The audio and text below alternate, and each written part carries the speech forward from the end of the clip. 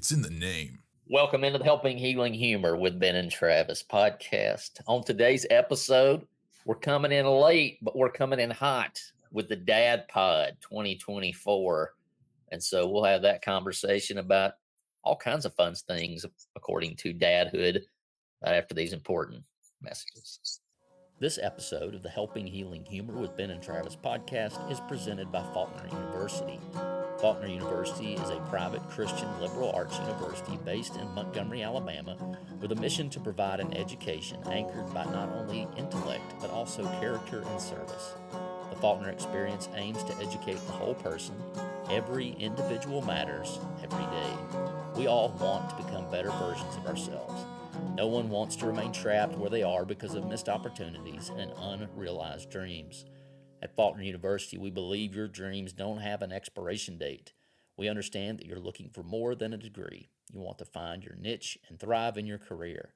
Whether you're a high school senior just beginning your trek or an adult student looking for a better path, Faulkner is here to help guide your journey. Go to faulkner.edu to apply or get more info. That's faulkner.edu. I'm Travis Creasy. That over there, if you're watching the video, is all-pro counselor Ben Hayes with 3-Chord Counseling. What's going on with you, boss? Man, I'm doing good. It's been a little bit crazy getting back into work after you and I got to spend some time down at the Gulf, and thankfully had a pretty good week. Weather was good, all that good stuff. And then, man, when you got to come back after a week out, it feels like there is a mountain of stuff to get accomplished. So, you know, maybe not for you guys who get the summer off, right? You get the summer off as a teacher. I know all the teacher friends are going to kill me now. You don't really get the summer off, but I know you've got football going on, so I'm sure that's all fun. Yeah, we're talking about men's mental health for that very reason. But Will, what's up, man? I know you're getting ready to cut out of here.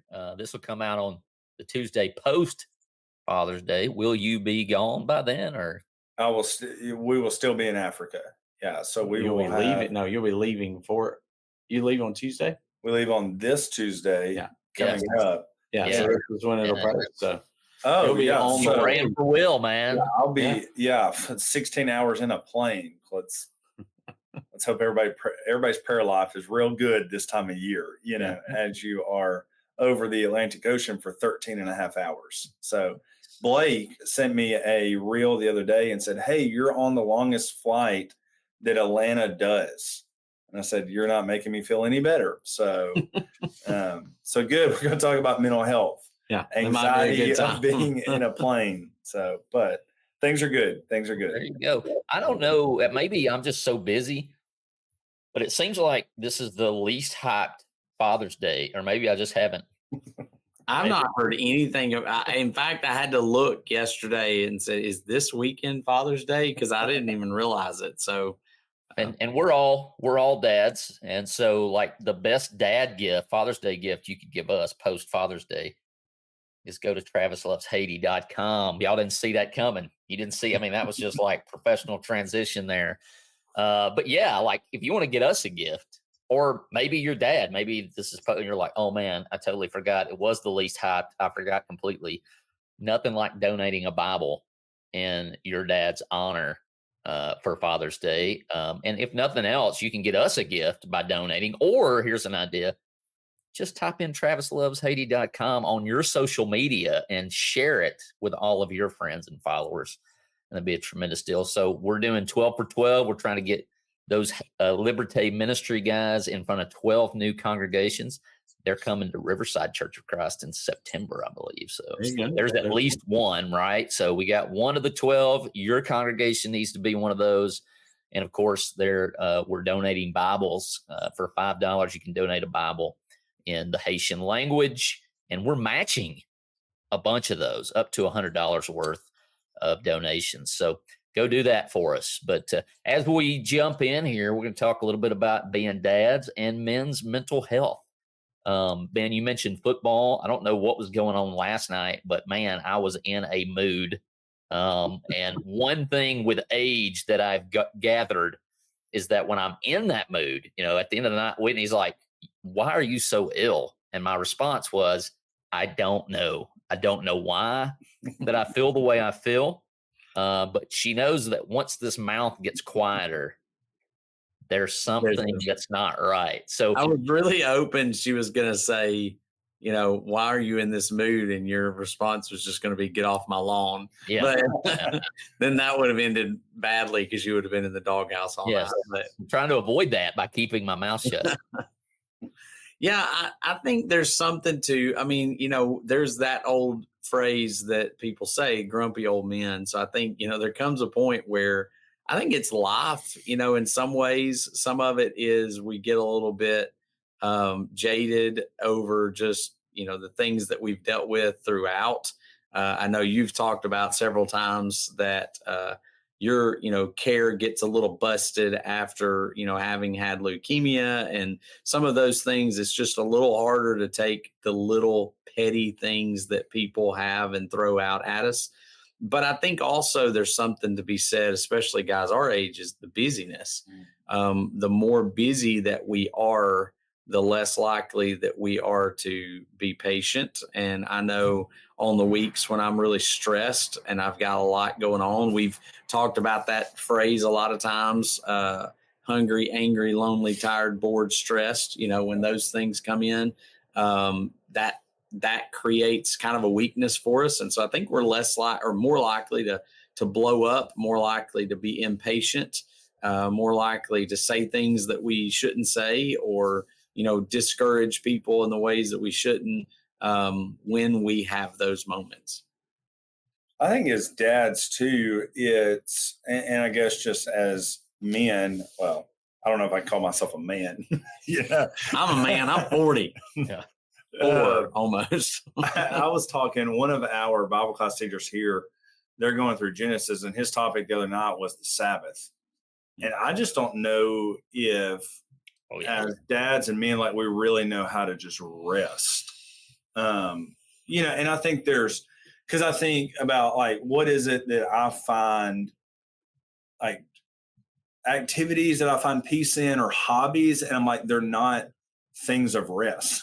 Yeah. You know, it's still going and doing something. And so I think that's probably something that dads lack a lot. And I don't know, and Lindsay will always say this too, is I have to sit there on my phone at night or watch something because I just can't shut my mind off. I was going to say, I self-medicated last night watching a dumb movie.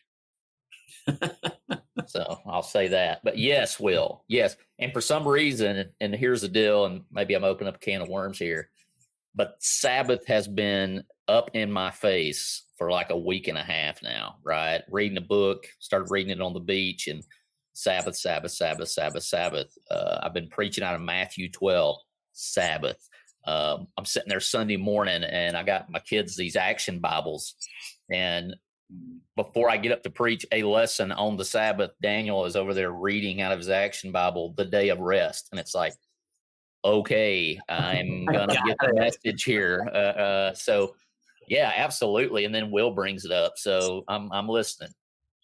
Yeah, I think, you know, Sabbath part, the rest part, like, we do not know sometimes how to slow it down and take a rest. And I'm the world's worst. That's my problem, is being sleepy during the day, is because I'll sit up till midnight. And sometimes it's because my brain just won't shut off.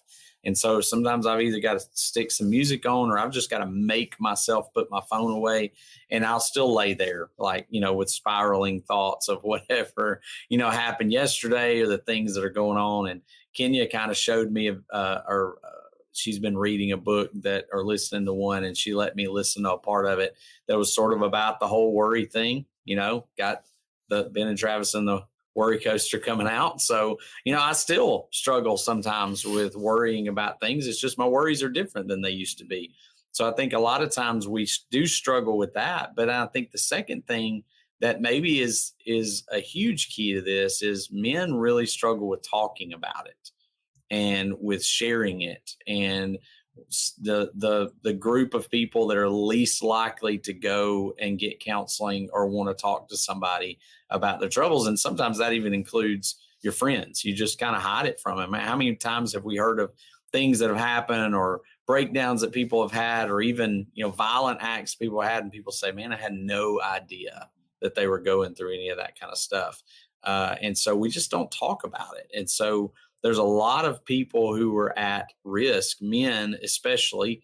I think even the larger group of people who are least likely are African American men, are least likely of any group to go and get help. Sometimes that's just because they refuse to. Sometimes that may be hindrance to the ability to do that. And so if you know people who are struggling, or you think they might be struggling, it might be okay just to say, hey, I'm here for you. You need anything? Can we talk? Can we go get a cup of coffee? Can we go, eat, do something, and spend a little time listening? And that may be what they need. You don't have to do therapy with them. You don't have to know techniques, because we've talked about before, the greatest technique that any counselor has is just the ability to connect with people and the ability to let people talk and share. And so I think that's a big thing for men, is we just don't talk about it enough. Well, we think I'll speak for mine, and I won't speak for everyone else, but what I generally see is, as men, we want to provide, right? And so any crack, any in the structure and the foundation seems to be admitting that we don't have control, that we don't have security, and we can't provide that. And so really it's kind of flipping your thinking on that, like, hey, everyone, regardless of gender or whatever, has those things. And so that should be obvious. And so hopefully that kind of relieves the pressure to not show those cracks in the foundation. That's one of the foundational points of scripture and the Bible and spirituality and Christianity, is that we can't do everything. Paul in Romans 7, right? It's like, I know in my head what I need to do. I know that I need to share these things, but I just don't know how. And so even last night, right? Like, why are you so ill? I don't know. And a lot of it was because I was engaged from 7 a.m. thinking of all these things all the way up till like 9 o'clock.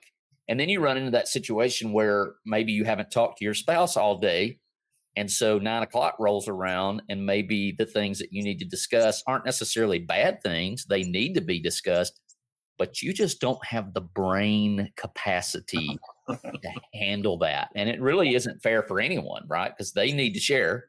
They need to talk about those things. They are things that need to be talked about. But like all day, all you've thought about was everything else. And then you feel kind of selfish, right? Like, I need this time, but I really need to be serving the people closest to me.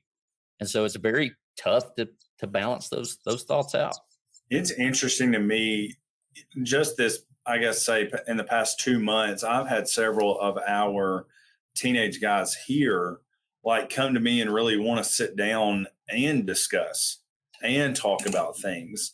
And so I would even encourage, dads and men that are listening, like the way that you handle some of your stressors and worries, like directly impact what the young people that you're around, like what they're going to turn into as well.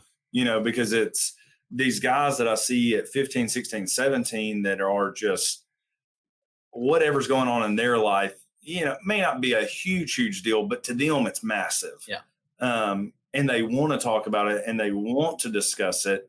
But there's like some gap that happens, once you turn 21, 22, 23, that's like, I'm a man, can't talk about this anymore. And I think if men could just be more open, to their emotions. And I look through scripture, and there's a lot of dudes in scripture that were very emotional people. And if we can at least show that, I think we directly impact a ton of future generations and how they handle things, as well. So even if you don't want to do it for yourself, know that there's some sons, grandsons, and just, I guess, sons in the faith that are watching and are needing that, I guess I would call it that okay, or that permission to go, hey, I can talk about this, and it is normal because everybody struggles and everybody, has those days where it's like, I wish I could get away. So, yeah, let's talk about how expectations play into that, Travis. I mean, how much of our frustration is based on expectations, because who's got expectations of people, of dads specifically, as we talk about it on this podcast. You've got, you feel like, at least, and I'm sure our wives have expectations of us. They're probably pretty low for the three of us, but they have expectations of us. And at least we project those expectations on ourselves. Like, I got to provide, I got to do this, I got to be strong, I got to, a lot of people always use that phrase, I got to be strong for my family in difficult times. And so there's that, what we perceive at least as expectations. Our kids have expectations of us. Our work has expectations of us. And so those sorts of things build up a lot of stress and a lot of anxiety. And then we have expectations of ourselves. And so, helping each other understand. I think a lot of times we look and I compare myself to Travis, or I compare myself to somebody else, and then that puts even more expectations. And everything's different. Everybody's different. And so recognizing that we probably make things worse by the expectations that we have and that we perceive that others have of us. And that brings a lot of stress as well. I find it interesting, that Peter in his epistle, says, 1 Peter 4:8, above all, keep loving one another earnestly, since love covers a multitude of sins. And I have oftentimes, as a football coach or a coach in general, have told them while playing the game, hustle covers a multitude of mistakes, right? And while both of those can be true, obviously love takes the precedence. A lot of hustle for our kids and our wives can oftentimes maybe not cover the multitude of sins that we think it should. But if you connect the two, right, and you say, I love you, and then you hustle to show that, it's a good combination. We don't ever want to have our hustle, or at least even perception that our wives and our kids would perceive that our hustle is actually not, giving them the attention it deserves. We want to always mix those two, right? That we're saying that we love them, but also showing in our actions and that it's interpreted in that way. The hustle, sometimes I feel like, my biggest regrets when I lay my head on the pillow or usually have to deal with how I've treated my kids and my wife that day. Like, even if I've not treated them poorly, I haven't really given them my attention like I should. And so the in one sense of the word, you would think that we get off the hook, right? The Bible tells us that we need to love our wives. And so sometimes that's just simply saying it. But man, can those words sometimes be very difficult to say and express. And man, I've seen it in my own life that even just a passing "I love you" can go such a long way in relieving some of that. And of course, the Bible is perfect in its response that we want respect, right? Yeah. We want to hear that stated. Even as I've said before, my lawnmower, my kids have been playing on my lawnmower and my deck's really low. And so my grass looks atrocious. It looks like I tried to give myself a haircut. And even then, Whitney with the yard looks good. And I'm like, I'll take it, It makes you want to do those things. And it's just a passing thing. There's nothing with it other than just a statement. And so if you're out there and you're listening and you're like, man, how can I help my husband's mental health? And I don't really even have time to deal with my own. It can be simply something like that. Like, man, I just appreciate this about you, and boom, we're on to the next. It's not like men actually want to sit there and talk a whole lot anyways, but no. Well, I mean, I've had several clients, even some very recently that I've talked to, and that's the issue. They feel disrespected. And that's a major issue. And you said it right. I think God in Ephesians chapter 5, he's saying, women, you're really good at showing love and affection, the best there is at doing that. But you may need to work a little bit more on the respect end of things. And guys, we have this innate thing in us that we try to show respect to each other. There's just kind of like a a mutual respect thing. And of course that builds with the relationships that we have. But, so we have this deep respect for our wives and what they do, but we need to work on the affection and love part. Mm-hmm. And so, I've seen this with a lot of men who's just like, I feel disrespected all the time. And if you're feeling respected at work and you're feeling respected at church and you're feeling respected everywhere else, but you can't feel respected in your home, that's a really difficult thing. That's hard to overcome. And it creates even more stress, and it creates some just frustration.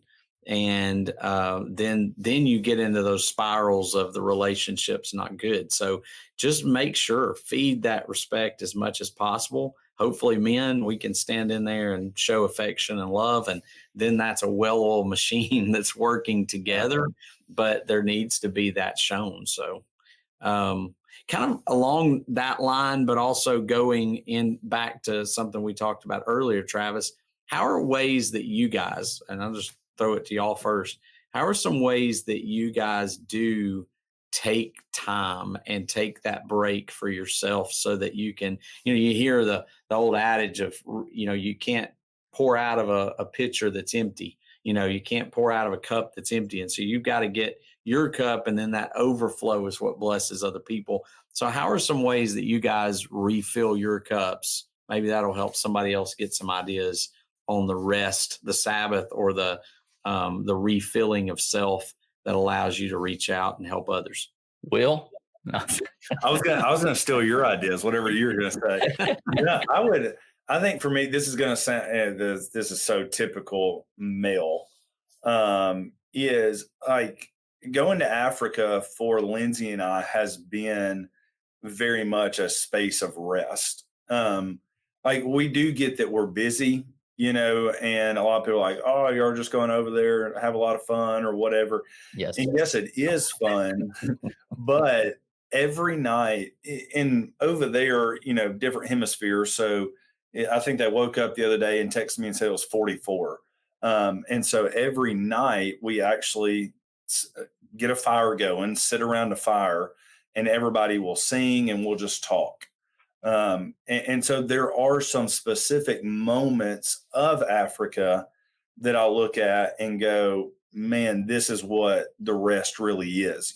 Just sitting aside with people that you love that aren't concerned about, your house in the States, your financial status within your community. It's just people that go, we really want to love you, and we just want to thank you for being here and taking the time to sacrifice, to come. And so there have been some service opportunities that I have looked at as very refilling of my cup. And so that's kind of like the male busy way to rest. The other one for me, and Lindsay would make fun of me, she will make fun of me for the rest of my life for this. I will take an hour and a half shower, or I'll lay in the tub for a long shower. 4 hours.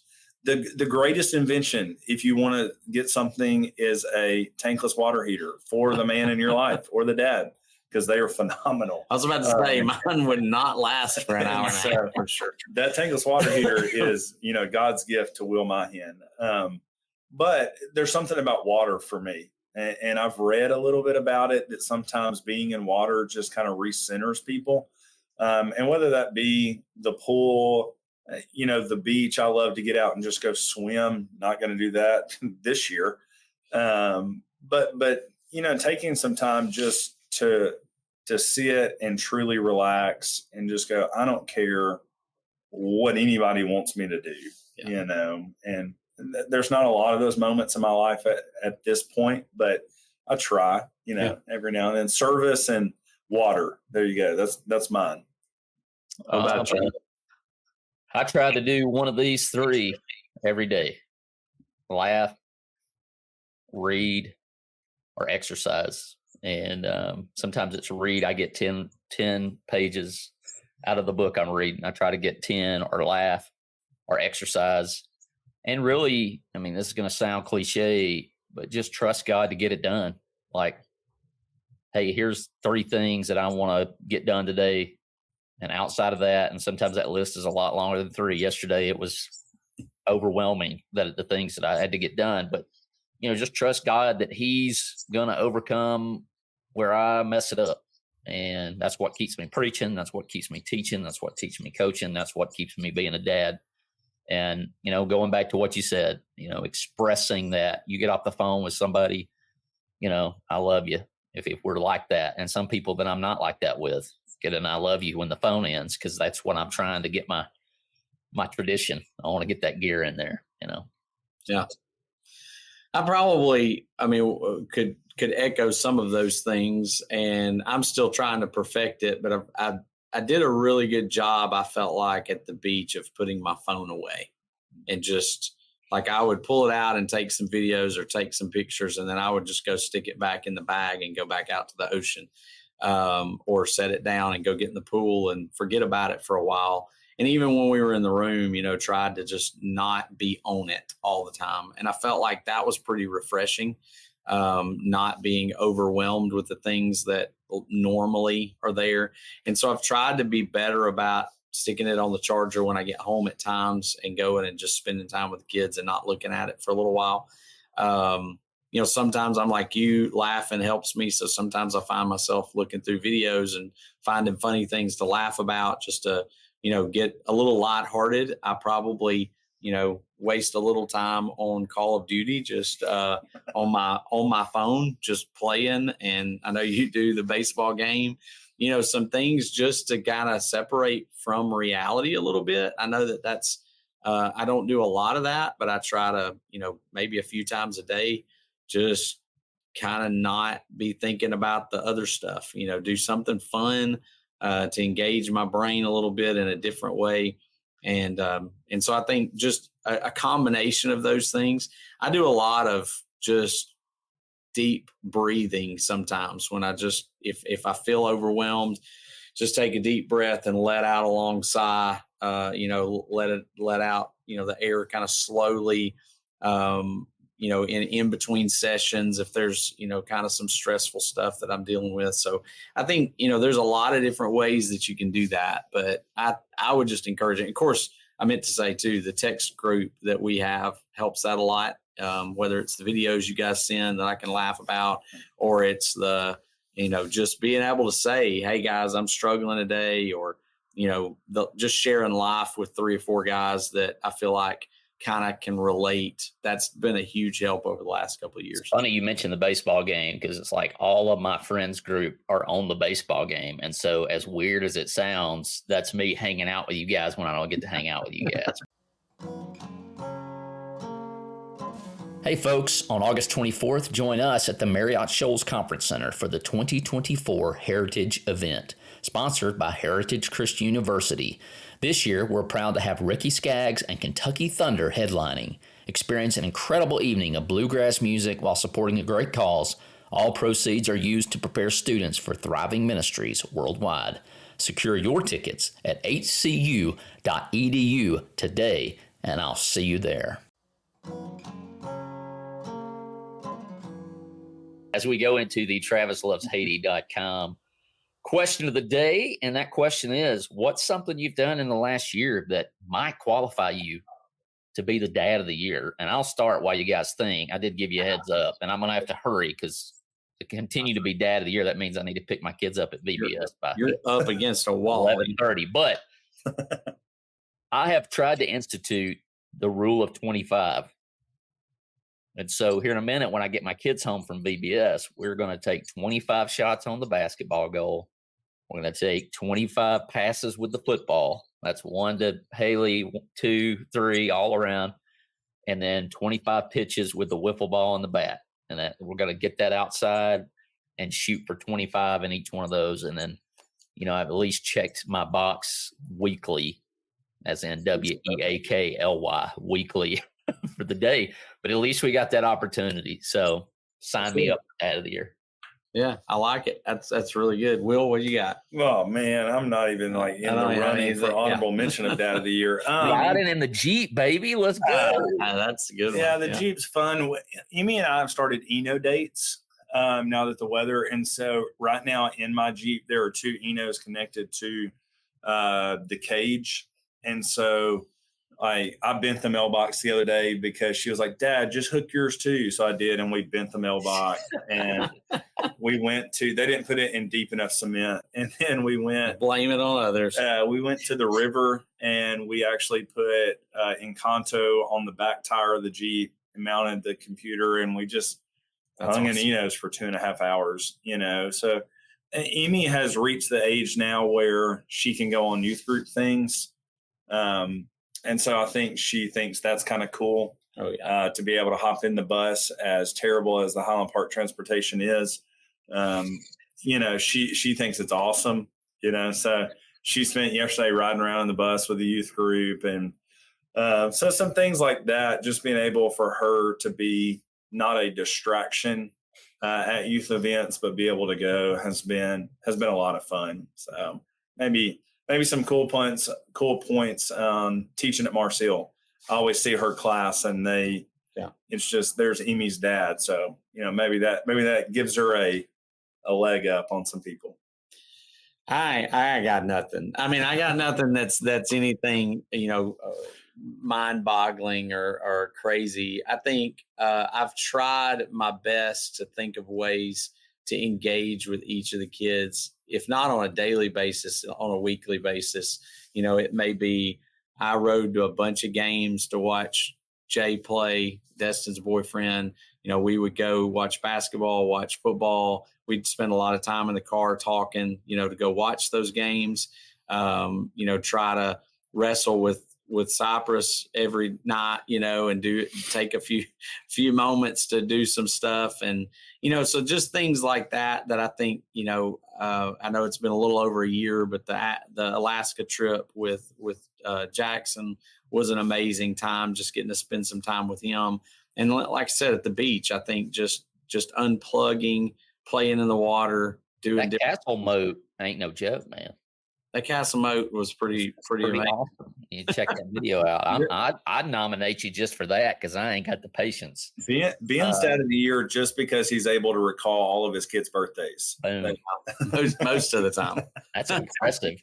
I dropped Haley and Daniel off at VBS, and I was like, got to the birthday registration. I was like, maybe. And then Don't worry, I do that too. So, well, guys, let me tell you, I love both you dudes, and I think you're killing it. I would nominate either one of you for Dad of the Year, and that's even with Minister of the Year. So appreciate you guys putting up my text messages, giving you craziness. Will, I hope Africa is amazing, and look forward to hearing the stories about that. Take care of my family while you're there. Shout out to any parents out there, mom, dad, maybe mom's out there trying to fulfill the role of dad, or maybe your dad out there and you're having to do both, whatever. Just keep on trucking, right? We're here to help you. We're praying for you. And we hope that your day is great. And if there's some way we can help you, hello@benandtravis.com. We'd love to hear from you. Be sure to share travisloveshaiti.com on your social media. If you can donate, if you can line up an invitation, man, that'd be great. And we hope to see you soon. Hey, parents and young adventurers, are you ready to embark on an extraordinary journey? Introducing the Adventures of Ben and Travis and the Worry Coaster, a thrilling ride through the ups and downs of mental health in our new children's book. Join our dynamic duo as they navigate the twists and turns of their emotions while discovering the courage to conquer their worries. Pre-order your ticket to adventure now at benandtravis.com/books and be among the first to embark on this roller coaster of resilience. Let's turn worry into wonder and empower kids to embrace their feelings with bravery and hope. Buckle up. It's going to be an unforgettable ride. Thanks for being with us for this episode of the Helping Healing Humor podcast. Be sure to download our free ebook, 28 Days of Focused Living, at benandtravis.com and receive all of our Helping Healing and Humor extra content directly in your inbox. We look forward to having you join us at the same Ben and Travis time, same Ben and Travis channel.